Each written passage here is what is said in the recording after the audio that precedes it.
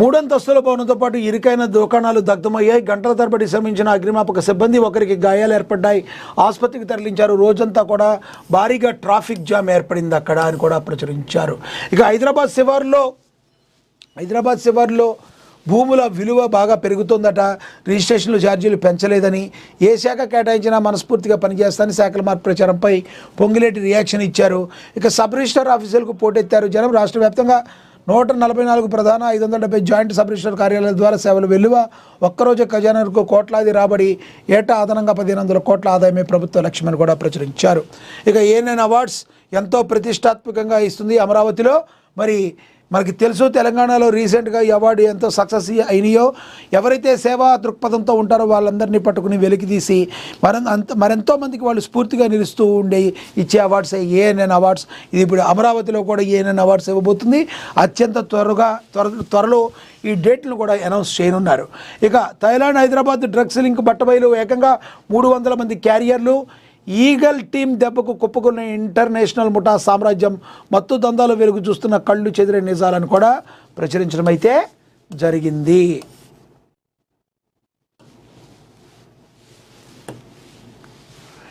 ఇక కాలం చేస్తున్న హెచ్చరిక అని చెప్పి మరి ఒక ఆర్టికల్ రాయడం జరిగింది. కోదండరాంను క్యాబినెట్లోకి తీసుకోవాలని కూడా మరి చెప్తున్నారట. ఇక తెలంగాణ ఎవరయ్యే జాగీరో అనేటోళ్ళ అర్హత ఏంది అని చెప్పి కూడా ఒక ఆర్టికల్ రాయటం అయితే జరిగింది. ఇక తదుపరి చూసుకుంటే ప్రజా సమస్యల పరిష్కారమే ప్రజాపాలనని భద్రాద్రి జిల్లా కలెక్టర్ అంకిత్ తెలిపారు. ఇక బోర్గంపాడులో పోలవరం ప్రభావిత ప్రాంతాలపై సమగ్ర సర్వే మరి చేయించాలన్నారు. సమగ్ర సర్వే. ఇక అదేవిధంగా చూసుకుంటే పోలవరం ప్రాజెక్టు అథారిటీ కమిటీకి వినతి పత్రాన్ని కూడా అందజేశాడు బోర్గంపాడులో అని కూడా ప్రచురించారు. ఇక భద్రాద్రి కొత్తగూడెం జిల్లాలో పొత్తులు లేకుండా గెలిచే సత్తా కోనంనేనికి ఉందా అని చెప్పి బీజేపీ గురించి మాట్లాడే అర్హత సాంబశివరావుకు లేదని విలేకరుల సమావేశంలో బీజేపీ అధ్యక్షులు బైరెడ్డి తెలిపారు. ఇక మరి బాసరా ఐఐటికి మణుగూరు జడ్పీ విద్యార్థులు 10వ తరగతిలో అత్యుత్తమ ప్రతిభ. ఇద్దరికి క్యాంపస్ ఎంపిక. విద్యార్థుల ఉపాధ్యాయుల తల్లిదండ్రులకు హెచ్ఎం నాగశ్రీ అభినందనలు తెలిపారని కూడా ప్రచురించడం అయితే జరిగింది. ఇక east zone DC Ankit Kumar తెలిపారు. ట్రాఫిక్ నిబంధనలు పాటిస్తే ప్రమాదాలు తగ్గించవచ్చునని చెప్పారు. అదేవిధంగా వరంగల్లో పరకాల పట్టణాన్ని ఎడ్యుకేషన్ హబ్గా తీర్చిదిద్దాలని చెప్పి హనుమకొండ జిల్లా పరకాల పట్టణంలో నూతనంగా నిర్మించిన అడ్వాన్స్డ్ ట్రైనింగ్ సెంటర్ ఏటీసీ ఏర్పాటుకు సంబంధించిన భూమిని అధికారులతో కలిసి పరకాల ఎమ్మెల్యే రేవూరి ప్రకాష్ రెడ్డి పరిశీలించారని కూడా ప్రచురించడం జరిగింది. ఇక ఎర్రవెండి ప్రత్యేక గ్రామ సభల్లో సమస్యల పరిష్కారానికి ప్రాధాన్యం ఉండాలని ప్రత్యేక గ్రామ సభకు ముఖ్య అతిథిగా హాజరయ్యారు జడ్పీసీ ఈఓ నాగలక్ష్మి అని కూడా ప్రచురించారు. ఇక అదేవిధంగా చూసుకుంటే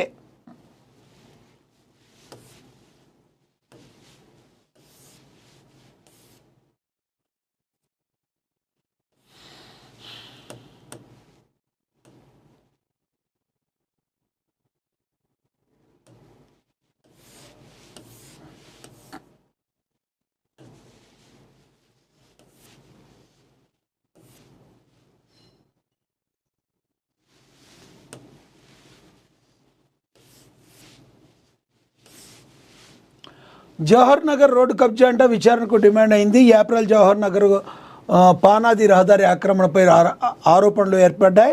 ప్రజలకు దక్కాల్సిన రహదారులు భూ కబ్జాదారుల చేతుల్లోంచి విముక్తి కల్పించాలని కుషాయిగూడలో తెలిపారు. ఇక వరంగల్ జిల్లా కలెక్టర్ సత్యశారద పంట మార్పిడితోనే అధిక దిగుబడులు వస్తాయని కూడా తెలిపారు. ఇక వరంగల్లోని పంట అవశేషాల కాల్చివేతపై నిషేధం ఉత్తర్వులు ఉల్లంఘిస్తే కఠిన చర్యలని జిల్లా కలెక్టర్ మేజిస్ట్రేట్ చాహత్ బాస్పై తెలియజేశారు అని ప్రచురించారు. ఇక అనంతారంలో ప్రత్యేక గ్రామ సభ. జూలూరుపాడులో సీజనల్ వ్యాధుల పట్ల అప్రమత్తంగా ఉండాలని మండల అభివృద్ధి అధికారి టి రవి తెలియజేశారు అని కూడా ప్రచురించారు. వ్యవసాయ శాఖ సూచనలపై రైతులు పాటించాలని ఇక ఇబ్రహీంపట్నంలో రంగారెడ్డి జిల్లా కలెక్టర్ సి నారాయణ రెడ్డి తెలిపారు. కర్నంగూడను మరి జిల్లాకు ఆదర్శ గ్రామంగా తీర్చిదిద్దాలన్నారు. యువత డ్రగ్స్కు దూరంగా ఉండాలని డీసీపీ నారాయణ రెడ్డి తెలియజేశారు అని కూడా ప్రచురించడం అయితే జరిగింది.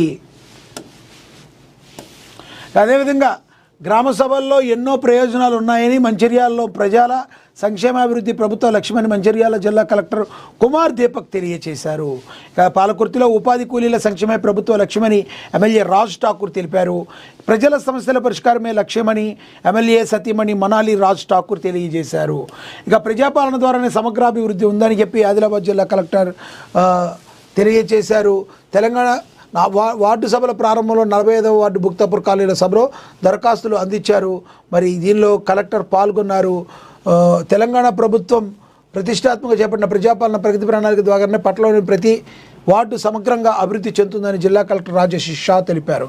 ఇక గురువారం పట్టణంలోని 45వ వార్డు భుక్తాపూర్ కాలనీ నిర్వహించిన వార్డు సభకు మున్సిపల్ చైర్పర్సన్ బండారి అనుషతో కలిసి హాజరయ్యారు.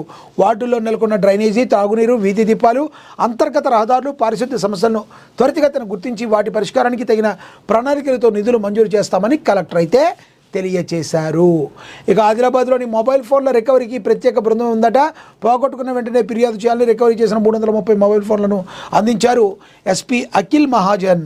అలాగే నిర్మల్లో పంట మార్పిడి పద్ధతులు అవలంబించాలని గ్రామ సభల్లో ఎమ్మెల్యే కలెక్టర్ వెల్లడించారని కూడా ప్రచురించారు.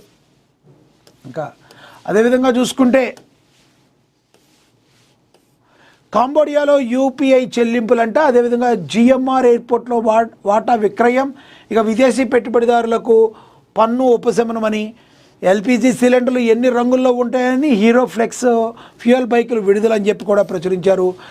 విదేశంలోకి వచ్చేసరికి కేరళ తీరాన్ని తాకిన నైరుతి, దంచుకొడుతున్న వర్షాలని, బెంగాల్లో మరో సంచలనం, మమతకు బిగ్ షాక్ అని. పశ్చిమ బెంగాల్లో రాజకీయ సమీకరణాలు రోజురోజుకు మారిపోతున్నాయి. అసెంబ్లీ ఎన్నికల ఫలితాల అనంతరం తృణమూల్ కాంగ్రెస్ సంక్షోభం మరింత ముదిరింది. టీఎంసీకి చెందిన దగ్గర చాలామంది ఎంపీలు బీజేపీలోకి వెళ్లేందుకు సిద్ధమైనట్లు తెలుస్తుంది. ఇక ఇప్పటికే టీఎంసీ ఎమ్మెల్యేలు 60 మంది వేరు కుంపటి పెట్టుకున్న సంగతి తెలిసింది. ఈ పరిణామాలు మాజీ సీఎం మమతా బెనర్జీకి ఊహించని షాక్ ఇస్తున్నాయి.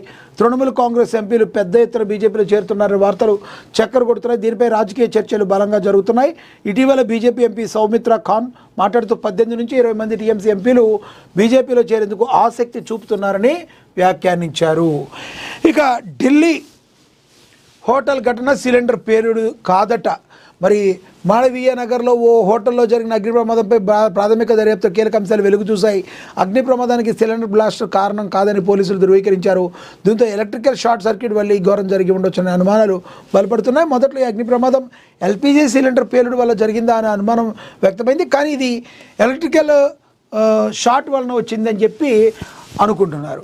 ఇక ఆస్తి కోసం వ్యాపారవేత్త కుటుంబ దారుణం, ఆ తర్వాత షాకింగ్ ఘటన కూడా వెలువడిందని కూడా ప్రచురించడం అయితే జరిగింది. సినిమా న్యూస్కి వస్తే హనీ రోజ్ అనుకుంటా చిరంజీవి ఛాన్స్ మిస్ అయిన హీరోయిన్. టాలీవుడ్లో మెగాస్టార్ చిరంజీవి సరిసన నటించే అవకాశం వస్తే చాలు, తెరపై ఒక క్షణమైనా కనిపించాలని ఎంతోమంది నటులు ఆరాటపడుతుంటారు. అలాంటిది ఒక క్రేజీ ముద్దుగుమ్మకు మెగాస్టార్ సినిమాలు నటించే అద్భుతమైన అవకాశం వచ్చినా అనుకోని కారణాలు తమ్ముడు క్రేజ్ ఛాన్స్ మిస్ అయింది. టాక్ బ్యూటీ మరెవరో కాదు, వీరసింహారెడ్డి చిత్రంలో టాలీవుడ్లో సెన్సేషన్ క్రియేట్ చేసిన మలయాళ కుట్టి హనీ రోజ్. ఒక్క సినిమాలోనే తెలుగు సెన్సేషన్ అయింది హనీ రోజ్. గతంలో తెలుగులో కొన్ని సినిమాలు చేసినప్పటికీ 2023లో నందమూరి బాలకృష్ణ నటించిన వీరసింహారెడ్డి సినిమా ఆమె కెరీర్ను మలుపు తిప్పింది. ఈ సినిమాలో మీనాక్షి పాత్రలో తన అందం అభినయంతో తెలుగు ప్రేక్షకులను మనసు దోచుకుంది. ఈ సినిమా సక్సెస్ ద్వారా హనీ రోజ్ టాలీవుడ్లో ఊహించిన ఫాలోయింగ్ వచ్చింది. ఇటీవల మెగాస్టార్ చిరంజీవి నటించిన ఒక ప్రతిష్టాత్మక చిత్రంలో హనీ రోజ్కు ఒక కీలక పాత్ర కోసం ఆఫర్ వచ్చిందట. ఈ గోల్డెన్ ఛాన్స్ రాగానే ఆమె ఎంతో ఎక్సైట్ అయిందని టాక్. అయితే ఏమైందేమో కానీ అంతలోనే ఆమె ప్రాజెక్ట్ నుంచి తప్పుకుంది. తెలుగులో వచ్చిన మరో క్రేజీ ఛాన్స్ మిస్ అయిందని టాలీవుడ్ మీడియా ప్రచారం జరుగుతుంది. ఇక తదుపరి చూసుకుంటే వయ్యారులతో చంపేస్తున్న రాశి ఠడావ్ని అని చెప్పి బాలీవుడ్లో సీనియర్ స్టార్